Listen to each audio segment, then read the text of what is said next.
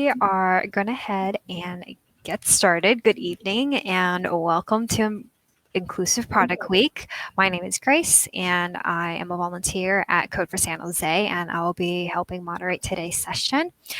We'll first take questions after the presentation and so feel free to submit those during the presentation either in chat or the Q&A tab. And it is my honor to introduce our speaker, Faith McGee, who will be presenting on changing gaming's DNA at Code. And Faith is committed to helping build a more diverse workforce so that underrepresented groups can thrive and develop games that delight their fans. She has over 20 years of professional experience leading teams for great brands and designing more inclusive experiences for employees and customers. So please help me welcome Faith to the stage.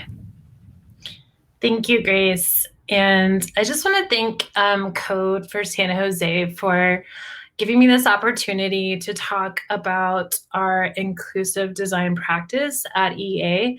I am very excited to share tonight kind of how we started to build that practice and what it looks like, and hopefully to give people some ideas about how they can start a practice in their own company and just give them hope. That there are others out there doing the same thing, and you have a community. So just a little bit about EA. EA is a publishing company of games. You may have heard of FIFA, Apex, Plants vs. Zombies, Madden. We're a global company with over 42 locations, and basically the growth model for us is through acquisition of studios. I have an amazing team that I've had to build from scratch. We all have a specific focus in regards to inclusive design and inclusive research. So today, I just want to level set about the current state of inclusivity in games. I want to talk about how my team got started, what we started to do to get the ball rolling at EA. And then I wanted to talk a little bit about these 1%. And these are these little wins that you accumulate to make for a big impact. And then we want to talk about kind of where the future is of gaming. So the current state. So if you look to the right and if you look to the left, if there were people there, you would either be the person playing games or one of the two people that you would look at would be one of the people playing games. So a great amount of people, literally billion people play games. And it could surprise people. There's a perception out there that the average gamer is a 16-year-old boy who's awkward, likes to play rather than go outside and play sports. But this is actually a misnomer. What we actually see is the average age being 34 for people identifying as a man, and 36 for people who identify as women. And the average gamer owns a house, has kids. Imagine the picket fence, right? So this is completely different than some of the myths or personas that we've thought about as we're developing games and developing products for the gaming community. And then we also see that 45% of US gamers identify as women. And so we're seeing throughout the years more women playing games, and not just console games, but also mobile games. Mobile is a huge market. It's growing, and it's grown so much through COVID. And then we're also seeing that people of color actually spend more time on media, playing games, also enjoying other different kinds of gaming media. And we actually see that they're actually enjoying games more than white youth.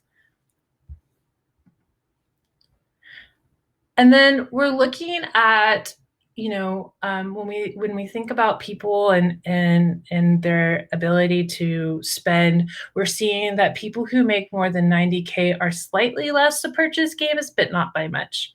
So you look at 9% compared to 12%. So all of these things we try to keep in mind. We also want to keep in mind the large community of gamers who have disabilities.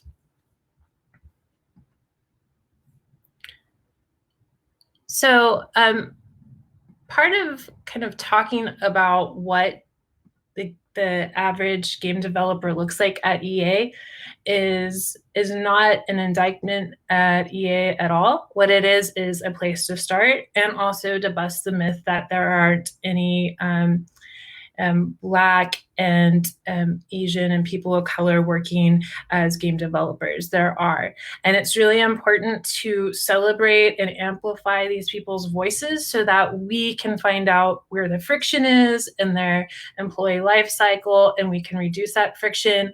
Also, we can amplify their voices and their perceptions as we're making products. So when I looked at the annual report that EA publishes to the public, we see that they've identified the median employee as a software engineer in Canada with the annual compensation of $98,000. So we also see that 23% of the people at EA identify as women. We see that 54% are white, 22% Asian, and 3.2% Black, and 4.3% two or more races. This is just to call out that there are people that we should be listening to and help centering their voices in the product development process. But it also means that without being able to amplify underrepresented voices, we end up with products that don't truly reflect our customer base. So there was a study that was conducted, it was conducted about 10 years ago, and so it's a little bit out of date, but someone conducted a study looking into what were the racial disparities in the characters in gaming. And what they found was that Black characters comprised of 10.7% of characters. But when you think about that, you have to also think about the fact that a lot of these characters are in sports, and so they represent actual people. And a really amazing professor, Kishna Gray, said, in film, there's historically been 3 roles you see Black characters play. It's Black as violent, Black as sidekick, Black as help. And this is also true in video games. So it's really important to not only have diversity in characters and in the products that we're creating, but also think about what they mean, what those characters, are they stereotypes? Are they tethered to a reality where you'll see white characters less tethered to reality, meaning you'll see white characters riding dragons and whatnot. So it's really important to think about how we're depicting people in games, obviously, but how are those depictions being fueled? So what perceptions or what point of views are going into the creation and the content of these characters? We also see that EA is not alone. The rest of the game developer community is not as diverse as we want it to be. But we also want to celebrate these people that are there in the industry. So for me, that's important to do, and also debunk the myth that there is no diversity in the gaming community. There is, but it's definitely a goal for the gaming community to diversify their employee population. So what you want is you want your employee population to mirror your customer base. That is the goal. And so as we are looking at who play these games, we also want to be thinking about those goals in our hiring, those goals in our diversifying our employee population. But there is something that you need to do before you can do this, and I will get to that in a moment. So just to kind of back up a little bit and talk a little bit about inclusive research, because I'm an inclusive researcher. That's what my team and I do. And we're really focused on being able to find those areas of exclusion and amplifying underrepresented groups' voices.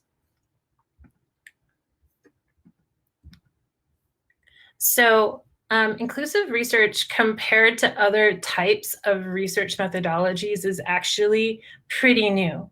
When you look at surveys being around in BC and you look at think aloud type methodologies being used by Sigmund Freud, you start to understand that there are methodologies that have been around for hundreds of years. And then you see inclusive research. And inclusive research was coined by Jan Walmsley, and it was used to describe a family of methods to research people with learning and intellectual disabilities. Today, it is obviously encompassing much, much more.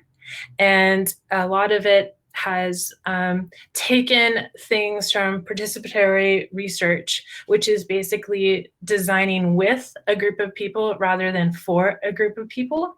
And when you think about that, you think about kind of some of the criticisms that have come up in recent years about design thinking, that design thinking has been criticized as involving designers coming in and interviewing populations and interviewing user groups and then going off in isolation and developing a solution for this customer base and then imposing that solution on that customer base. What inclusive research really wants to do is bring in and design with groups. And so every step in the research phase, we are bringing in people to help us understand their perspective, to help us synthesize research, and to help tell the story.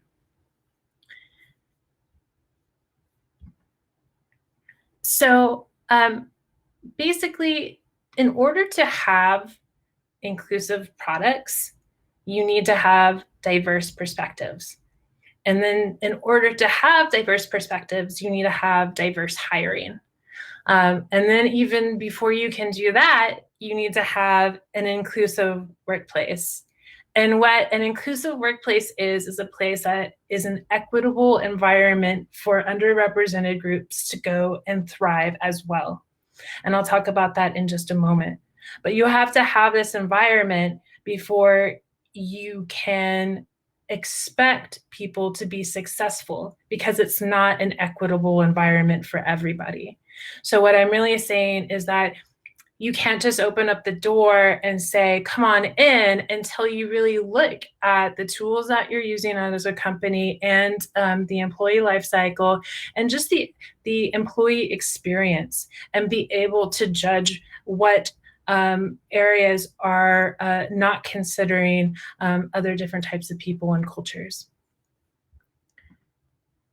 And then just to talk a little bit about inclusive design in gaming, we see that people love inclusive design, and they love these features that have considered people's needs. So we see that for Uncharted, over a third of the players for Uncharted 4 use that one-handed control option.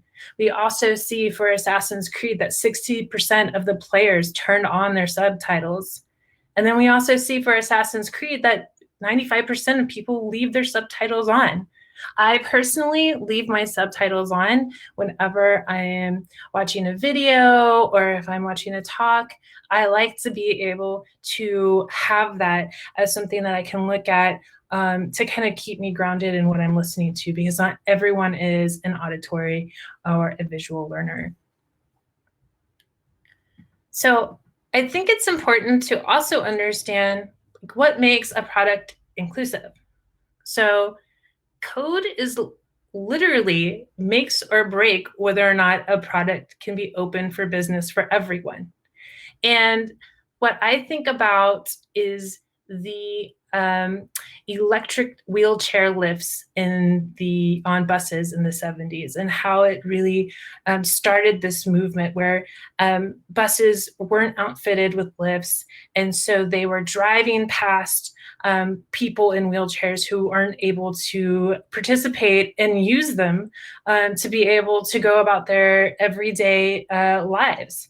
And when we build products that are not accessible, we are basically creating a bus that will drive by a customer and not let them on and be able to use what the infrastructure is of the internet.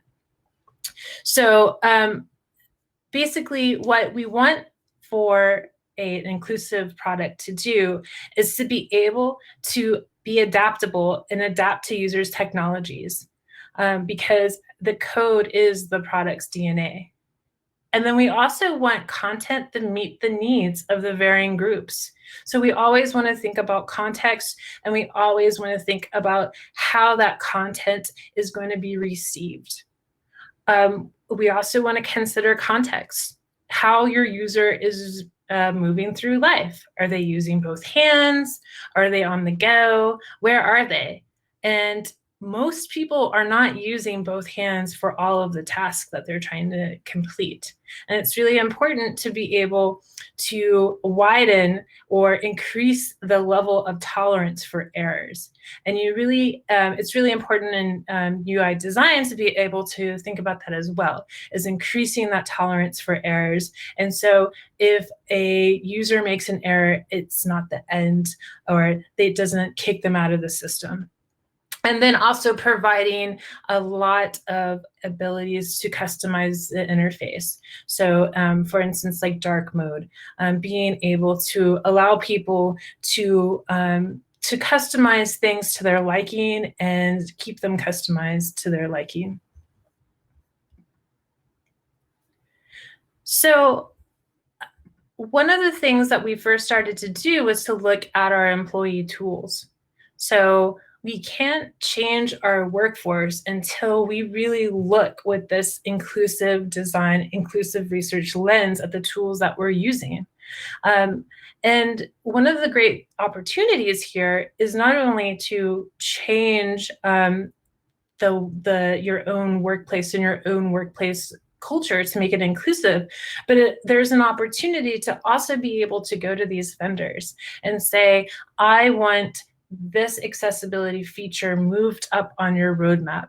We want to diversify our workforce. We want to be able to have your system, your platform, your software used with the screen reader. So we have an opportunity when we look at our SaaS products and think about, okay, how could someone who has XYZ needs be able to use the software?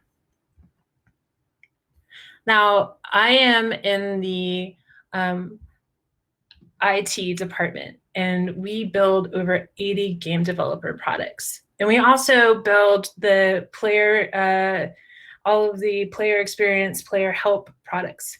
So we realized early on that we needed to have a component library, and this component library therefore could be used for employee experiences and for our player experiences.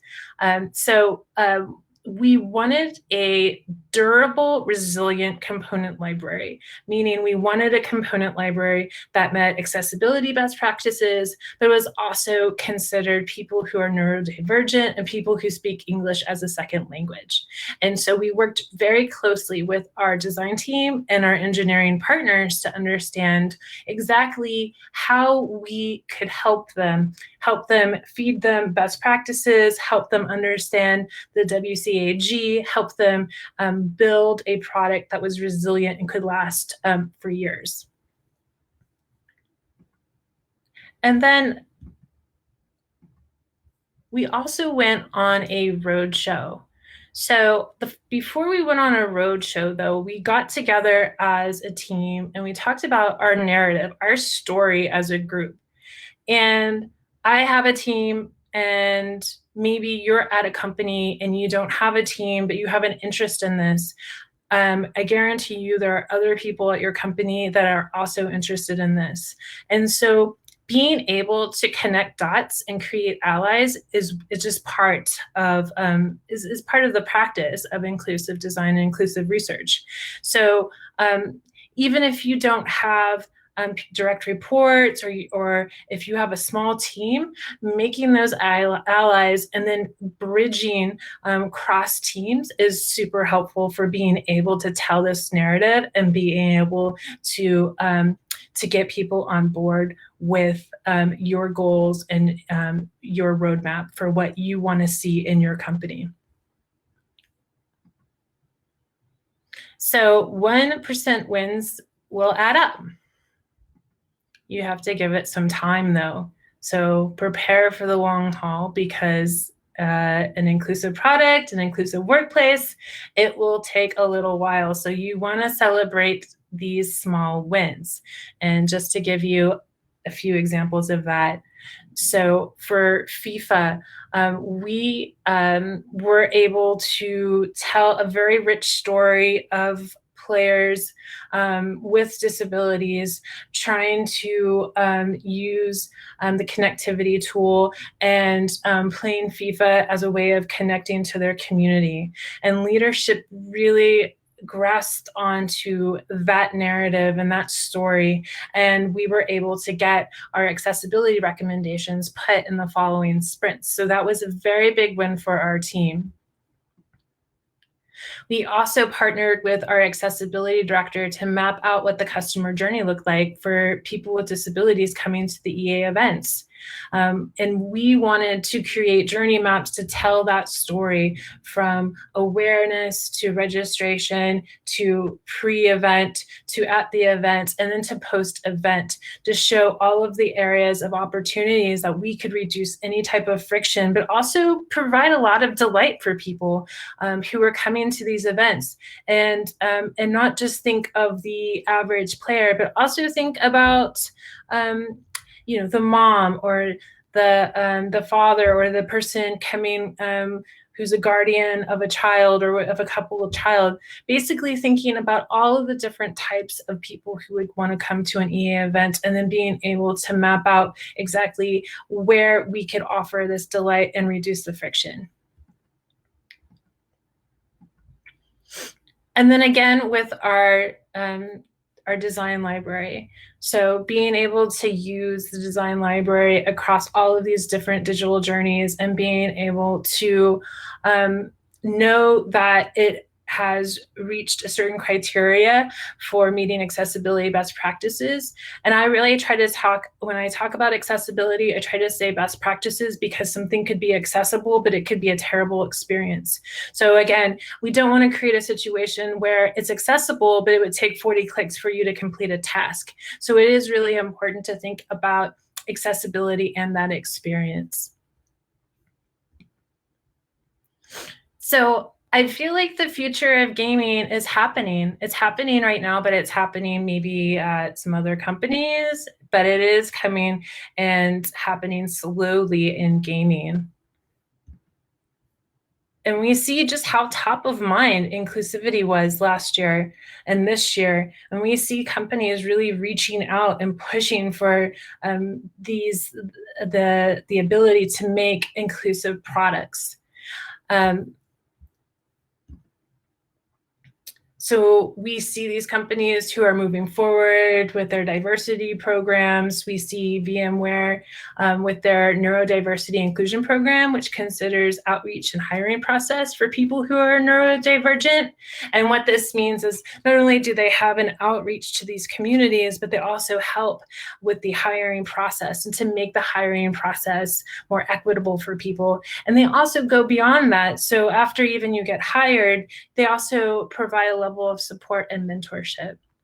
In 2020, Starbucks opened its first inclusive design cafe, which is absolutely amazing to me, and it flew under my radar until I went to their website.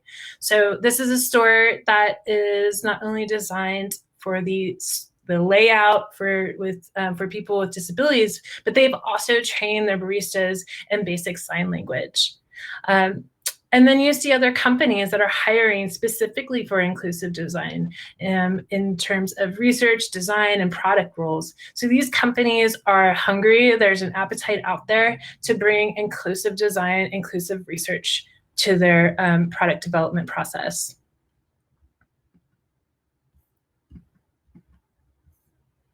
So 57% of video game players in the US between the ages of 6 and 29 will be people of color in less than 10 years. And I believe that this is something that we right now are struggling and quickly needing to prepare for, to build a workforce that is diverse, that is able to participate there and give their perspective of how to build products for a diverse customer base. We also see that there are more female gamers, and we also see that female gamers are more likely to have these microtransactions and other add-ons when they're playing. So we're thinking about how do we leverage that, and how can we offer customized and personalized products. We're also seeing this giant increase in players between the ages of 55 and 64. So that is even more reason to be able to create a product that meets accessibility or is thoughtful of where people are. We know that at age 40, people start to suffer from eyesight impairments. And so thinking about that as we're building products and we're looking at the UI.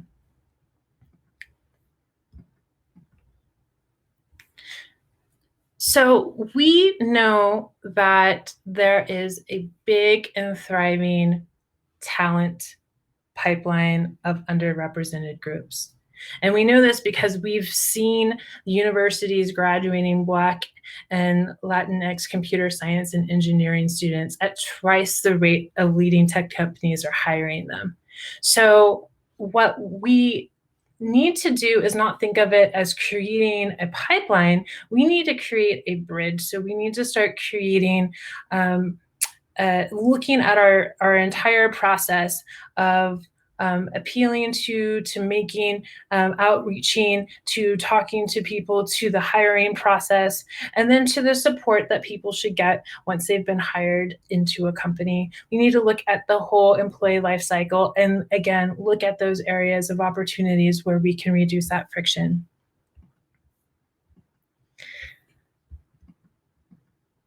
And EA is doing some of this, and so is Facebook. So Facebook has a Black Gaming Creator Program, which is helping cultivate this wonderful talent and bringing them out of these indie studios into mainstream publishing companies like EA and Facebook. And then you also have EA that has recently launched this software engineering virtual experience program, which gives people the taste of what it would be like to be a software engineer at EA. So not only are you becoming you're understanding what that experience would look like, but you're also building skills and understanding what your limitations might be and where you can build some of your skill sets even before you come to apply at EA or moving forward in your career. So we have, my team has worked on an inclusive research playbook, and this is a playbook to help ground and orient other teams out there. This is basically what I wish I had when we first started at EA. So I've compiled a lot of our research and kind of some of our best practices in terms of their different types of methodologies and how you can use those methodologies. And you can also look at those methodologies with a more critical eye to see exactly if there are bias in those methodologies. Like I said earlier on, many of these research methodologies have been around for hundreds of years, and it is worth looking at and reviewing them and seeing if they are causing us, if they're creating a bias in how we're producing products.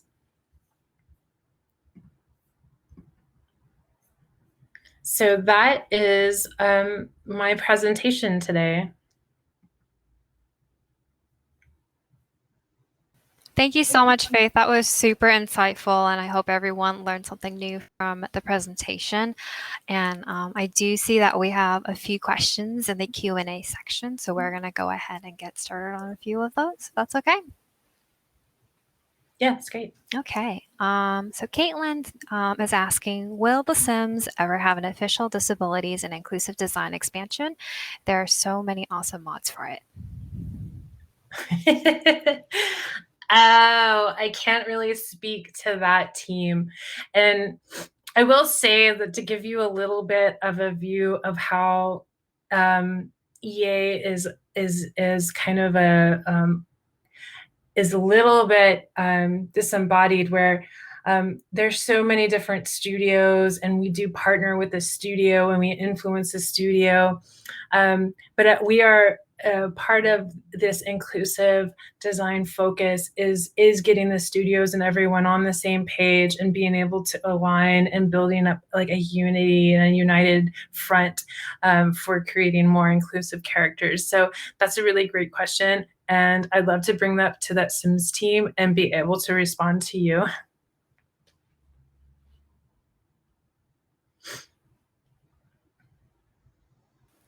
All right. Okay. And we have another question that asks, how do you start a conversation about racial stereotypes seen in video games? That's a great question. And we have a team that is devoted. We have an inclusive product design director who has those conversations, and she's hired a culturist, which is actually a job title, which I am pretty amazed with and excited about. And you start those conversations by talking very candidly, but in a safe space. And I really do want to say that in all research, in all talks and workshops that you run, it's all about creating that safe space. And I really encourage people to always create a safe space in research, whether that's interviews or even in a survey, and being able to talk to people so that they are feeling like their honest feedback is heard and not judged. And that goes a really long way of kind of busting some of the stereotypes and biases that people have and bring to creating this content. Awesome. One last question. How do you socialize embedding the inclusive research process in the development process? So one thing that you do is, again, you need to have some allies. And what we've done is we've had a lot of conversations with our engineering team. And what has kind of surprised me about the engineering team conversations is that it's really about plugging into their existing process and not imposing a process on the engineering team. So talk to them about what their process looks like. Talk to them about how you can plug into that process and how you can bring this education about accessibility into that process without imposing something. And what you'll find is that you're going to have a lot of allies, you're going to have a lot of questions, which is great, but you're going to start getting people to just start to incorporate inclusive design as a process, just like anything else that they've had to learn, like agile methodologies or whatever else. So just having those conversations about their process and how you can plug into that process. Awesome. Thank you so much again, Faith, for answering all those questions and for the really great presentation. I know that I personally am a huge fan of Apex and the diverse characters that I get to play. I love the new Valkyrie character that has been introduced this season. And yeah, so thank you so much again for taking Thank the time you. to speak to us. And this concludes our session. For everyone who is in the session, we do have two more speakers at 8 p.m. and also networking available. With that, you can also join our Slack channel again to continue our conversation with inclusive and design within the gaming industry. And other than that, thank you so much and have a wonderful night. Thank you. Bye. Bye.